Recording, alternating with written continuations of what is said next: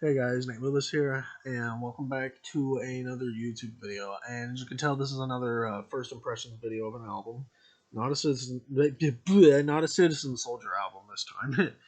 um, this time we're doing a first impressions video of the new Metallica album, 72 Seasons, and this is gonna be interesting because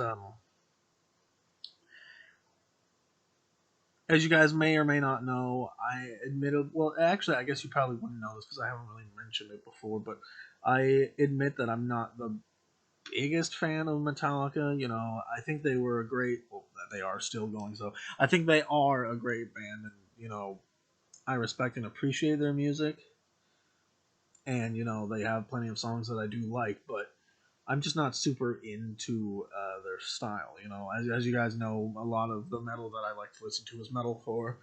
Um, And when it comes to rock, well, why do you think Citizen Soldier is my favorite band? But yeah, that being said, I figured I would give this album a listen, and I've heard mixed things about it. Like a lot of people are saying that it's great, a lot of people are saying that it absolutely sucks. My opinion is more nuanced than either of those. I'm kind of in the middle. I think it was a good album for one thing. I don't think it was like some amazing feat of musicianship or anything like that, but I still think it was at the very least a good album. And I wrote down some notes about each song here, and I guess I'm just gonna kind of go through these track by track here. Um, but yeah, so I guess this will be a little different from the previous ones that I did. So we have the opening track, which is 72 Seasons. By the way, these notes are just on my phone here. Along with the stuff I write down in the notes, I'll try to mention anything that I remember. It's a fun song to open on. The riffs were all pretty good. The intro was a little dull. It kind of dragged on a bit, and that's going to be a bit of a running theme with this. A lot of the intros are a bit lengthy and drag on a little bit. And to be fair, Metallica is no stranger to having long intros, but in the past, I never really found their long intros to be that boring. Not really sure why. They just never bored me, but the ones in this one do a little bit, but it never becomes like a real serious problem. And in this case, the intro was interesting enough that I didn't get bored. Uh, One big thing I noticed is that James Hetfield, his vocals don't have quite the same grit and power that they used to. But to be fair, he's old. This band's been going for how long at this point? So it makes sense. And honestly, his vocals are still really good in this album, in my opinion. I was very much impressed by, like, oh god, my cat is bugging me. Lacey, I'm recording a video right now. What, Lacey? Do you want to talk about heavy metal as well? Um, James's vocals again don't have quite the same amount of grit and power that they used to. Um, that being said, his actual singing ability is honestly really good because if you listen to some of their early stuff, the big thing you'll notice is how gritty and powerful the vocals sound, but um, maybe the actual like singing ability part, um, I don't think was really the main focus of the vocals in their early stuff, at least. But here, his actual singing ability is. I'm really trying to figure out how to say this because I know if I'm not careful, I'm gonna really piss people off. Um, Here, his actual singing ability is honestly really good. Let's just leave it at that, I suppose. This song didn't have any harmonies, unfortunately. Um, so Kirk's lead parts were good. His solo was pretty good too. It had a good mix of shredding and melodic playing. But one big thing I noticed about this album is the solos did not feel super memorable. A lot of minor pentatonic stuff, and I do like minor pentatonic stuff in solos, and blues licks and stuff like that. But I also like it when they mix other techniques in as well instead of just having stuff that's pentatonic based. But for this album, he chose to just stick with pentatonic stuff. Um, he did hold back on the wah a bit with this solo. He used plenty of wah in the leads in the song, but not in the solo. The vocal melodies were catchy and interesting, although they didn't jump at me an insane amount in this. The music video was honestly really cool for this one. The instrumental sections were a little monotonous at times, but I think if you're someone who has a little more patience than me, you probably will disagree with me on that. Though I will admit, in their older songs, they had plenty of long instrumental sections, but they never really bored me at all. So I'm not sure. The production's really good in this album. It's kind of a mixture of old and new. Like you have metal that's pseudo, inspired by older styles metal. I mean, whether or not I want to just call this full on thrash metal, I'm not sure because I'm sure some of the elitists will be like, well, this isn't real thrash metal. It's nothing compared to the stuff they used to put out. Um, we'll just call it that for the time being, though. Old thrash metal with modern production. That's basically how I put it. I did see some people being like, "Oh, the production is too pristine, it's too good, it's too perfect sounding," but I don't know, man. I don't really mind that, to be honest. Let's see here. I think that's pretty much everything for this one. Lacey. Another thing is, again, a lot of people were really complaining about the solos in this album, and some of them I admit that I do disagree, or disagree. Some of them I admit that I agree, but I will admit, even though the solos weren't particularly memorable, I don't think that they were.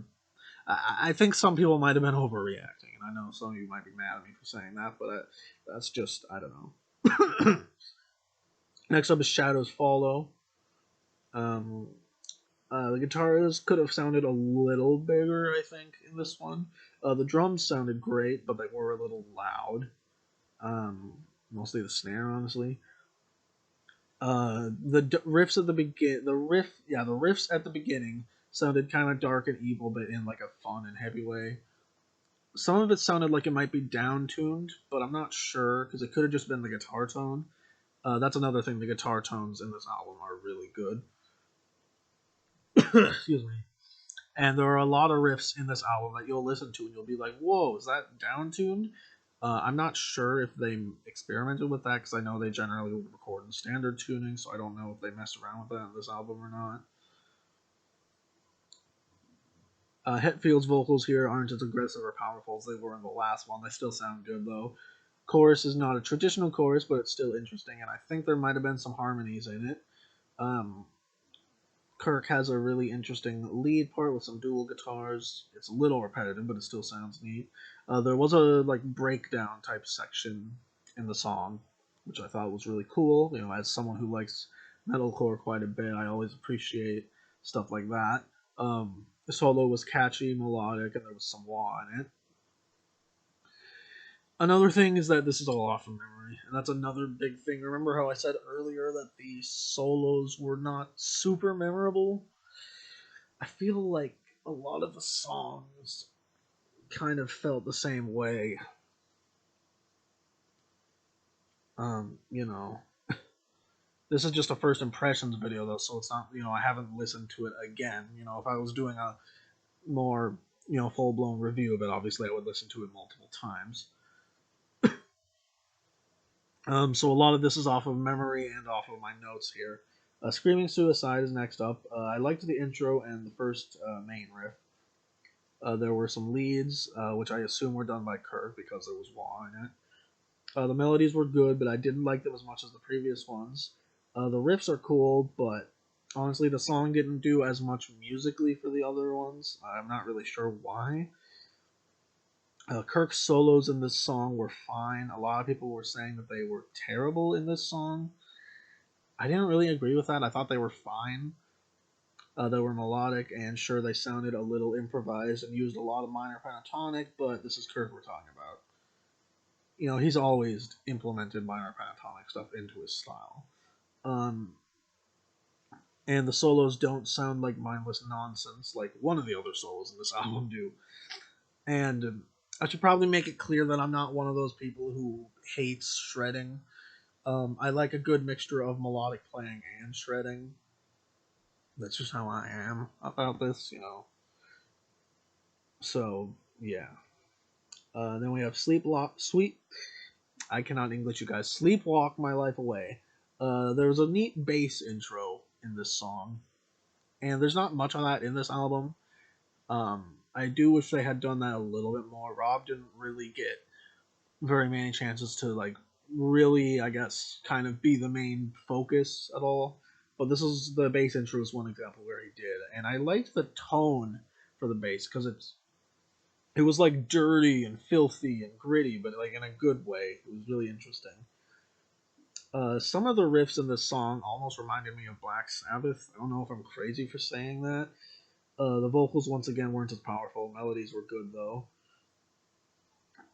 There was a song had a neat ending. I liked the chorus a lot, but it could have used some harmonies. The song was it felt pretty slow and sludgy, which was interesting. So if you like stuff that's like that, you might like this song. I was a little disappointed by the drums. Lars was mostly just kind of doing the minimum, but they did fit the song and almost had this hypnotic quality to it. It was very interesting. And there are a few songs in the album that are like this. That are more slow and sludgy. This is one of my in my this was the sleepwalk my life away was one of the ones that I liked most. That was like that.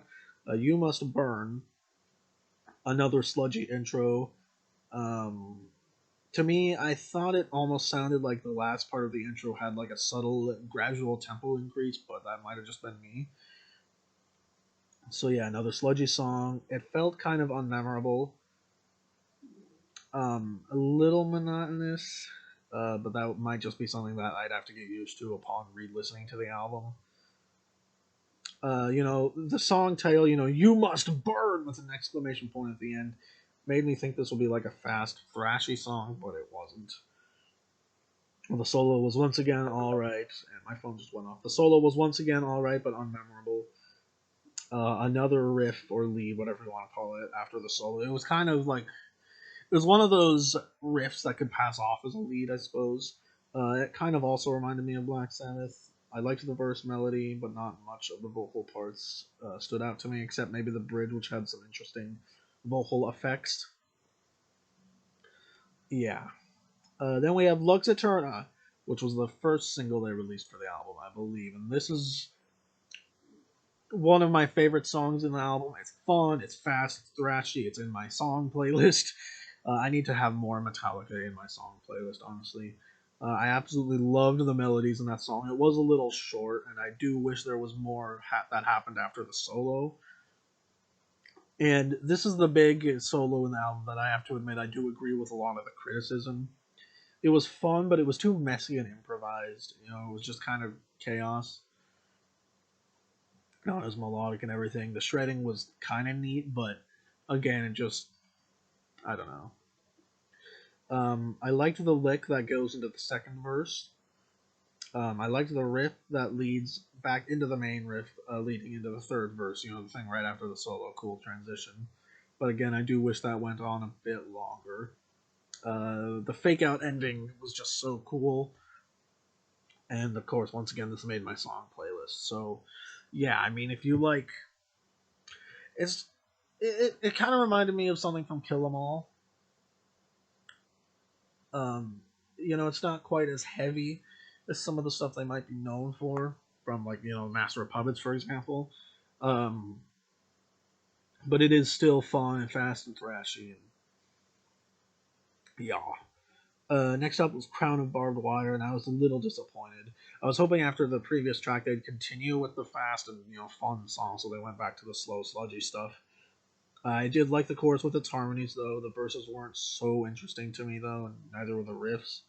I wish the chorus didn't just follow the same chords again and again. the melody would work really well with a chord progression, but the chorus backing was just riff based and not chord based. And I mean, to be fair, this band doesn't strike me as like a band that would often do choruses following a chord progression, which is fine. It's just that some of these really would have worked well with a chord progression. Um, yeah, didn't like this one that much, to be honest. The solo was fine. Again, not very memorable. I wish the solo was in a better song. Chasing Light, next one. Was a little surprised by the beginning of the intro. Started off with a vocal line and then broke into the riffs. Opening chugging riff wasn't too interesting to me, but the leads that played along with it in the intro were cool. The verses weren't that interesting to me, but once again, I liked the chorus. Pretty much all of the choruses in this album are at least good. The leads were cool. I liked the bridge, the first bridge riff. The solo was neat, but again, not super memorable. Oh man, if Darkness Had a Sun, this is the one I have the least notes on. The intro lead was cool, but the intro dragged on and it was a bit too repetitive for me. The chorus wasn't interesting to me, honestly. The solo was alright, but not memorable. The song felt kind of dull. Too Far Gone felt quite a bit like a step up. The musical parts were more interesting. I had mixed feelings on the chorus, but the chorus tried to use some chord progressions, which I thought was interesting, which I kind of liked. The solos were actually surprisingly good in this one, shreddy but in a fun and melodically interesting way. The dual guitar parts and some of the riffs was cool. Licks that Kirk did in the final chorus, kind of just behind the vocals, were cool. And next up is Room of Mirrors, which is the other song from this album that ended up in my song playlist. So my other favorite song from this album. A huge step up. The intro was really interesting. It didn't drag on, and it's definitely more thrashy. I really liked the verses. I didn't like the chorus quite as much, but it was still really good. The music video, it was this interesting, like, animated music video, and it was really cool, but it was admittedly odd. The solo was really good. The lead riff thing afterward was really awesome, especially the dual harmonies. And the ending with its dual guitars was also really cool. Now we have the closing track, um, Inamorata. I don't know exactly what the pronunciation is. This was the longest track of the whole album. If I remember correctly, it was about 11 minutes. It was, had another slow, sludgy intro with dual guitars. Sounds really evil and heavy. The verse was good. The chorus would be better with a chord progression, but I came around to the chorus at the end, honestly. But with the melody that they were singing, it would have worked well with some changing chords in the back instead of following the same chord the whole time. The riff, whatever. It was actually a riff if I remember correctly, but if you simplified that to just a chord progression, it would basically be following the same chord the whole time. The harmonies were neat, though. The first bridge riff is heavy, solo was alright, I like the first half of it more. The bass riff is interesting, it's one of the only times Raw really, gets to be the forefront for a little bit. The clean section wasn't too interesting to me, but I really liked the build up at the end of it, and I really liked the dual guitar section right after it. That was really neat. They just kept adding on more guitar layers. And once the final chorus came in, I really came around to it. The whole ending section was really cool, and the studio banter at the end I thought was kind of funny. And that's about it. So that's pretty much my opinions on each song in this album. And let me say this right now. If you're like a hardcore Metallica fan, whether or not you'll like this album, I'm not quite sure. I feel like a lot of people will find this to be boring and monotonous, and I feel like this is an album that you should listen to it once and you might be a little disappointed, and you should keep listening to it, give it some more chances, because I feel like this is the kind of album where you'll come around to it more and more as you keep listening to it. Another thing is that for me, listening to the full album in album order felt excuse me, felt kind of, I don't know, man.